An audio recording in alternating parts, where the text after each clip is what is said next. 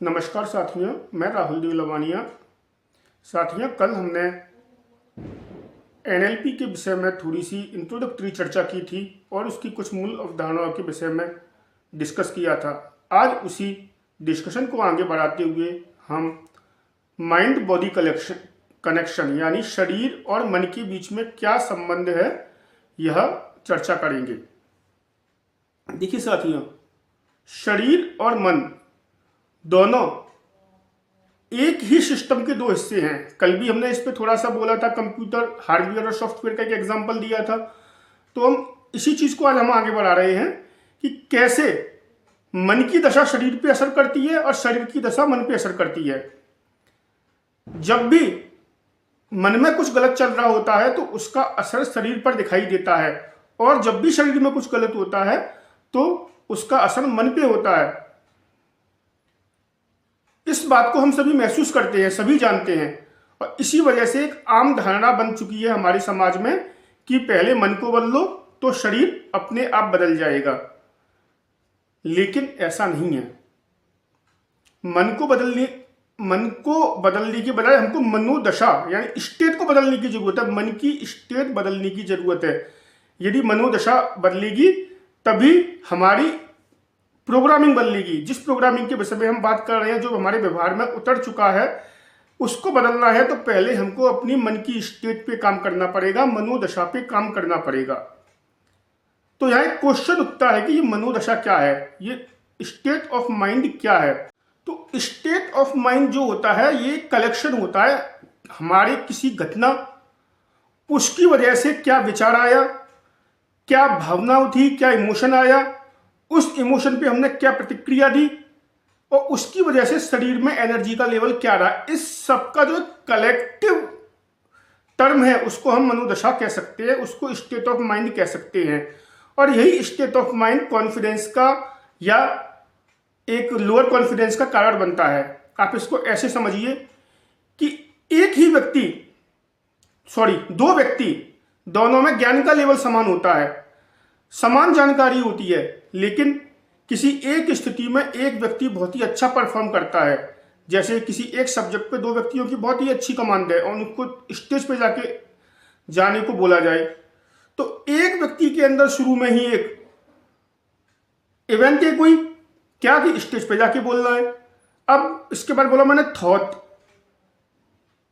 तो एक व्यक्ति के अंदर एक अच्छा विचार आया, मुझे बोलने का मौका मिला। वहीं दूसरे व्यक्ति के अंदर अरे मैं कहीं अटक गया, तो एक नेगेटिव विचार आया। अब घटना एक, दो विचार, ठीक। अब दोनों उस विचारों की वजह से जो इमोशन आया, एक के अंदर जो इमोशन आया वो उत्साह वाला, एंथुसिज्म वाला इमोशन था, लेकिन वही दूसरे व्यक्ति के मन में जो इमोशन आया वो था फियर वाला, डर वाला। अब यहां से स्थितियां चेंज होनी शुरू हुई। अब उस डर की वजह से उसके शरीर पे असर आना शुरू हुआ। दूसरे व्यक्ति के एंथुसिज्म की वजह से शरीर पे असर आना शुरू हुआ, वो एक्साइट होने लगा। वो एक्साइटमेंट हम सभी को दिखेगा, दूसरे का फियर भी दिखेगा। हो सकता है हमको नहीं दिखे, लेकिन उसके मन में अंदर ही अंदर फियर चल रहा होगा, दूसरे के मन में एक्साइटमेंट चल रहा होगा। इसकी वजह से ऊर्जा के स्तर में अंतर होगा और दोनों की परफॉर्मेंस में भी अंतर आ जाएगा।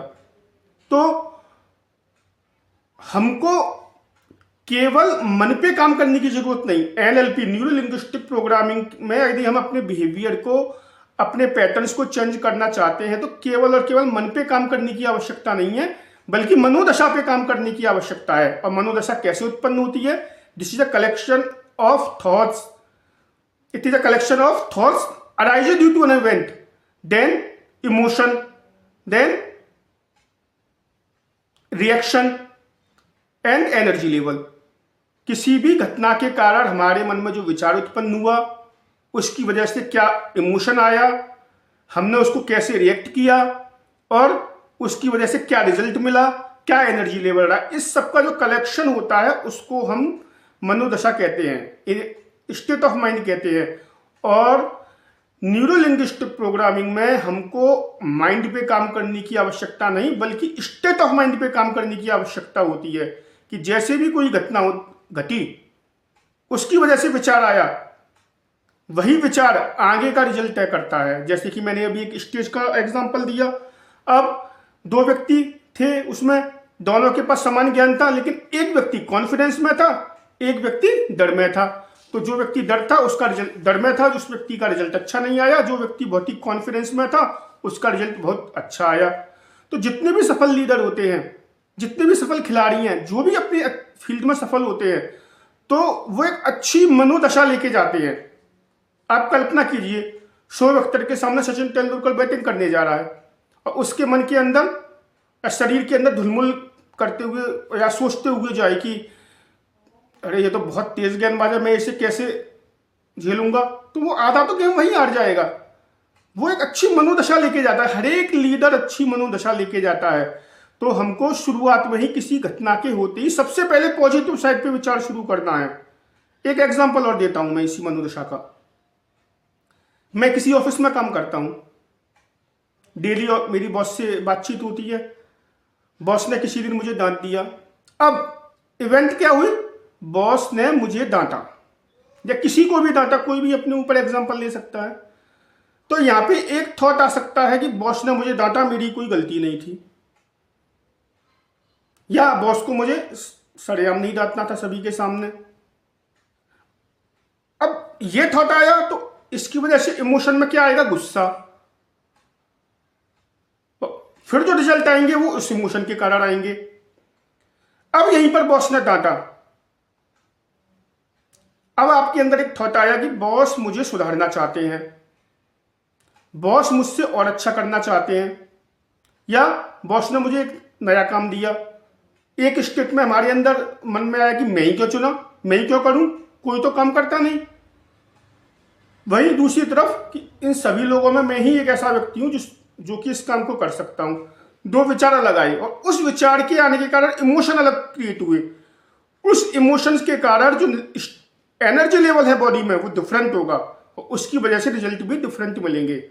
तो एनएलपी में, न्यूरो लिंग्विस्टिक प्रोग्रामिंग में, हमको केवल और केवल मन या माइंड पे काम करने की आवश्यकता नहीं है, हमको मनोदशा पर काम करने की आवश्यकता है, हमको स्टेट ऑफ माइंड पर काम करने की आवश्यकता है। यदि स्टेट ऑफ माइंड बदलेगी तो रिजल्ट भी बदलेंगे। स्टेट ऑफ माइंड आप शुरुआत में एक पॉजिटिव विचार ला करके जो चेंज करोगे तो उसकी वजह से जो भी रिजल्ट आएंगे वो भी अच्छे ही होंगे। मैं पॉजिटिव शब्द यहाँ यूज नहीं कर रहा, वो आगे बताऊंगा, लेकिन रिजल्ट भी अच्छे ही होंगे। उसका हमारे प्रोग्रामिंग पे, पैटर्न पे जो असर होगा वो अच्छा होगा। तो अब यहां एक प्रश्न आता है कि इवेंट हुई, कोई भी घटना हुई, तो ऐसा क्या करें कि हमारे मन में केवल पॉजिटिव थॉट आए और पॉजिटिव इमोशन ही आए। तो देखिए साथियों, हमारा बॉडी पोस्चर का इमोशन से बहुत ही गहरा संबंध होता है। आप कभी भी देखना, आप कंधे झुका लो, शरीर को झुका लो और फिर देखो कि आप कैसा महसूस करते हो। आपको कॉन्फिडेंस लेस महसूस होगा, आपको नेगेटिविटी महसूस होगी, आपको फियर महसूस होगा। लेकिन कंधे उठा के सीधे खड़े रहिए, आपको अपने अंदर ही अंदर एक कॉन्फिडेंस महसूस होगा, पॉजिटिविटी महसूस होगी, एक उत्साह महसूस होगा, अलर्टनेस महसूस होगी। तो एनएलपी कहता है, न्यूरो लिंग्विस्टिक प्रोग्रामिंग में हम कहते हैं कि आप अपने शरीर को बदलो, माइंड अपने आप बदलेगा। शरीर को अलर्ट मोड में रखो, शरीर को सीधा रखो, पोस्चर को सीधा रखो, तो उसका असर माइंड पर भी होगा। आप अभी इसी समय एक एक्सरसाइज कीजिए, आप झुक के ढल के और बैठिए और कुछ उत्साहपूर्वक सोचिए कि आप सोच पा रहे हो, लेकिन वही आप एकदम तन करके, सीधा पीठ रख के, सीधा तन के और फिर सोचिए उस चीज को। आप खुद अपने आप में अंतर महसूस करोगे कि बॉडी पोस्चर से हमारे मन पर क्या असर पड़ रहा है। तो एनएलपी कहता है कि हमेशा बॉडी को एकदम सीधा और अलर्ट मोड में रखिए, और जब भी कभी आपको ऐसा महसूस हो कि इवेंट होने के बाद नेगेटिव विचार आ रहा है, नेगेटिव इमोशन उत्पन्न हो रहा है, तो एक गहरी सांस लीजिए, गहरी सांस छोड़िए, गहरी सांस लीजिए, गहरी सांस छोड़िए। उससे क्या होगा कि आप थोड़ा अपने ऊपर कंट्रोल कर पाएंगे, अपने इमोशन को कंट्रोल कर पाएंगे, अपने थॉट को कंट्रोल कर पाएंगे। ये कंट्रोल करना क्यों जरूरी है? क्योंकि आज की जो सबसे बड़ी समस्या है गुस्सा, एंजाइटी, ओवर थिंकिंग, ये सभी क्या है? ये सभी एक इमोशन है, हमारे दिमाग में उत्पन्न होने वाले एक इमोशन है। और न्यूरो लिंग्विस्टिक प्रोग्रामिंग में हम कहते हैं कि कोई भी इमोशन बुरा नहीं है, गुस्सा बुरा नहीं है, चिंता बुरी नहीं है, डर बुरा नहीं है। इमोशन है, वो आएगा ही, लेकिन हमको उसको कंट्रोल करना सीखना है कि हम उस इमोशन को कैसे कंट्रोल करें, उस इमोशन की दिशा कैसे मोड़ें। ये हमको न्यूरो लिंग्विस्टिक प्रोग्रामिंग में सीखना है, जिससे कि हम अपने जो पैटर्न बने हुए हैं, जो प्रोग्रामिंग बनी हुई है, उसको तोड़ सकें, उसको बदल सकें। तो जब भी कोई इमोशन आए तो आप उसे ऑब्जर्व कीजिए। इमोशन आया, उसे एक लेबल दीजिए, कौन सा इमोशन है? मुझे गुस्सा आ रहा है, ये गुस्सा है। एक थॉट उत्पन्न हुआ, थॉट के साथ इमोशन आया, ये चिंता है, ये डर है। वो केवल एक इमोशन है, ओनली इमोशन। और एनएलपी सिखाता है कि अपने इमोशन को जैसे ही ऑब्जर्व करना सीख गए, आप एक अलग किस्म के इंसान बनना शुरू हो जाओगे। और यही हमारी न्यूरो लिंग्विस्टिक प्रोग्रामिंग की मूल की है कि जिस दिन आप अपने इमोशन को कंट्रोल करना सीख गए, आप एक अलग किस्म के इंसान बन जाओगे। आपका रेस्पॉन्स एक पावर होगा, आपका रिएक्शन एक वीकनेस नहीं, पावर होगा। आप किस घटना पे क्या रिएक्शन देना है, जिस दिन आप इमोशंस को कंट्रोल करना सीख गए, इमोशंस को मोड़ देना सीख गए, उसी दिन से आप एक अलग किस्म के इंसान बन जाओगे। और जिस दिन आपका इमोशन पे कंट्रोल होना शुरू हो जाएगा, तो इमोशंस की वजह से लिए जाने वाले गलत एक्शंस भी आपके कंट्रोल में आ जाएंगे, और उसका सीधा सीधा इम्पैक्ट कहाँ होगा? रिजल्ट्स पे। तो एनएलपी क्या कहता है कि we can not control our emotions, but we can control reactions. यानी हम इमोशन तो आएगा ही, हम इमोशंस का आना नहीं रोक सकते, लेकिन इमोशंस को ऑब्जर्व कर सकते हैं, उसकी दिशा मोड़ सकते हैं, और उसके कारण होने वाले रिएक्शंस की दिशा चेंज कर सकते हैं। और इस प्रकार हम अपनी मनोदशा को भी चेंज कर सकते हैं, स्टेट ऑफ माइंड को भी चेंज कर सकते हैं। तो अब हम आगे देखेंगे कि मनोदशा चेंज करने के 4 गोल्डन रूल्स की क्या गोल्डन रूल्स है, कैसे मनोदशा को कंट्रोल किया जा सकता है। जिसमें सबसे पहला और महत्वपूर्ण अंग है ब्रीदिंग, हमारी सांस लेने का पैटर्न। आप एक बार ऑब्जर्व कीजिए कि जब भी आपके अंदर कोई नेगेटिव इमोशन आता है, गुस्सा, दर्द, तो आपकी सांस बहुत तेज तेज चलने लगती है। लेकिन जब आप शांत होते हो तो आपकी सांस बहुत धीमी हो जाती है। तो जब भी कोई इमोशन आए, आप गहरी सांस लीजिए, गहरी सांस लीजिए। गहरी सांस यानी कामनेस, तेज सांस यानी एंजाइटी, एंगर। तो इमोशन कंट्रोल का जो पहला टूल है दैट इज ब्रीदिंग। अपने सांस पे कार्य कीजिए। जब भी आप फ्री हो, अपनी सांस को ऑब्जर्व कीजिए। जैसे जैसे आप अपनी सांस को ऑब्जर्व करना सीखते जाओगे, अब जैसे जैसे आप अपनी सांस को ऑब्जर्व करते जाओगे, आपका अपने इमोशंस पे कंट्रोल भी बढ़ता जाएगा। दूसरा, हमने बॉडी के संबंध में पढ़ा फिजियोलॉजी, जिसमें body movement, walking, stretching, facial expression, हमेशा मुस्कुराते रहना। क्यों? क्योंकि हमने कहा था कि बॉडी का हमारे माइंड पे असर होता है। वॉकिंग, स्ट्रेचिंग, इससे क्या है, हमारे शरीर को ऑक्सीजन मिलती है, हमारे शरीर की मांसपेशी, मतलब किसी भी एक्सरसाइज से, not only the walking, not only the stretching, any of the exercise is beneficial to our body, and what is beneficial to our body is also the beneficial to our mind. तो दूसरा, पहला breathing, दूसरा physiology in the form of exercise, in the form of posture. तीसरा, focus, जो काम कर रहे हैं केवल उसी पर ध्यान। इस चीज को आजकल मैं देखता हूं कि सबसे कम कंट्रोल आज की जनरेशन में इसी फोकस पर है। मेरे साथ लोग काम करने को आते हैं, एक्स काम करने को आएंगे, और काम शुरू नहीं होगा उससे पहले बाई की डिस्कस शुरू हो जाएगा। अगर वो उसी पे फोकस रखें तो काम की क्वालिटी भी अच्छी होती है, काम जल्दी भी होता है। तो समय में केवल एक ही काम, जो कर रहे हो वही काम, यानी कि जो आपका इमोशन है उस समय उसी काम के प्रति धीमे धीमे धीमे धीमे आप इसमें देखना पारंगत होते जाओगे। शुरू में जरूर कठिन लगेगा, लेकिन धीरे धीरे धीरे धीरे इसमें आपकी एक्सपर्टाइज हो जाएगी। और फाइनली एक बहुत ही महत्वपूर्ण टूल, हमारी लैंग्वेज, जो हमने कल भी डिस्कस की थी कि हमको हमेशा पॉजिटिव बोलना है, कोई भी नेगेटिव शब्द इस्तेमाल नहीं करना, क्योंकि नेगेटिव शब्द हमने इस्तेमाल किया तो वहीं से थॉट, इमोशंस और एक स्टेट ऑफ माइंड चेंज होती चली जाएगी। जैसे कुछ सही नहीं हो रहा, आपके हाथ में नहीं है, जैसे मैंने बॉस का एग्जांपल दिया, बॉस आपके फेवर में नहीं है, तो आप क्या रहोगे? परेशान रहोगे। लेकिन वहां पे आप क्या लैंग्वेज यूज कर सकते हो? मैं परेशान हूं, मुझे अच्छा नहीं लग रहा है। लेकिन अब इसका दूसरा पहलू देखिए, मैं स्थिति को संभाल रहा हूं, मैंने बॉस का मूड या बॉस का जो काम था वो सेटअप कर दिया है, अच्छा कर दिया है। घटना वही है,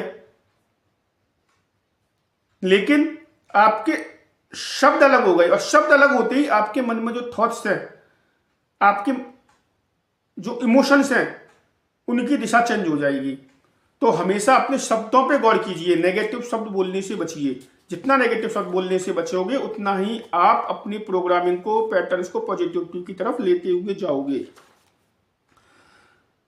तो हमने जो कुछ आज डिस्कस किया उसका परफॉर्मेंस के साथ क्या कनेक्शन है? थोड़ी देर पहले भी हमने एक प्लेयर का, सचिन तेंदुलकर का एग्जांपल लिया था कि जो भी खिलाड़ी, लीडर, स्पीकर होता है, अपने फील्ड में जो भी टॉप लोग होते हैं, वो शरीर के वजह से नहीं होते, वो माइंड की वजह से नहीं होते, वो इन दोनों की कनेक्शन की वजह से, वो मनोदशा की वजह से, स्टेट ऑफ माइंड की वजह से होते हैं। तो आप स्टेट ऑफ माइंड चेंज कीजिए, आपका बिहेवियर, आपका पैटर्न, आपकी प्रोग्रामिंग अपने आप चेंज होगी। और न्यूरो लिंग्विस्टिक प्रोग्रामिंग में जो आज हमने कुछ डिस्कस किया वो यही सीखा कि हम कैसे डिजायर्ड स्टेट को कैसे बनाएं और ऑन डिमांड कॉन्फिडेंस कैसे जनरेट करें। संक्षेप में, इवेंट के बाद एक थॉट हमको पॉजिटिव लाना है। इंटरनल लैंग्वेज, एक्सटर्नल लैंग्वेज, जो भी कुछ बोलते हैं हमको पॉजिटिव शब्द लेना, पॉजिटिव ही बोलना है। इमोशन, उसकी वजह से जो इमोशन आया उसको ऑब्जर्व करना है, देखना है कि वो क्या इमोशन है, उस इमोशन के साथ बहना नहीं है। और जब ऑब्जर्व करेंगे तो देखेंगे कि हाँ इमोशन आया गया, उसके बाद एक एनर्जी का लेवल है वो कुछ अलग ही बनेगा। तो साथियों, समस्या हमारे बाहर नहीं है, समस्या जो है वो हमारे बाहर नहीं है, वो हमारी स्टेट के अंदर है। और एक बहुत ही अच्छी बात यह है कि यह स्टेट बदली जा सकती है। आई रिपीट, समस्या हमारे बाहर नहीं है, समस्या हमारी मनोदशा में है। और अच्छी बात यह है कि ये मनोदशा बदली जा सकती है। ऐसे ही कुछ और न्यूरो लिंग्विस्टिक प्रोग्रामिंग से संबंधित टॉपिक्स हम आने वाली वीडियो में डिस्कस करेंगे। तब तक के लिए धन्यवाद।